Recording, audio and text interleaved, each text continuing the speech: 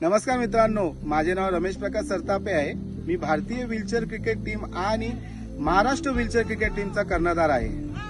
Knowledge valley foundation आणि दिव्यांग cricket control board of इंडियाच्या माध्यमातून प्रथम वडोदरामध्ये GWPL चे आयोजन केले आहे। त्यामध्ये 16 राज्याच्या व्हीलचेअर क्रिकेट टीम आणि 8 राज्याच्या महिला दिव्यांग क्रिकेट टीम सहभागी होत आहे। आणि सर्वात आश्चर्याची गोष्ट म्हणजे की यामध्ये 370 दिव्यांग क्रिकेट खेळाडू सहभागी होत आहे आणि याची नोंद गिनीज वर्ल्ड रेकॉर्ड मध्ये नोंद होत आहे।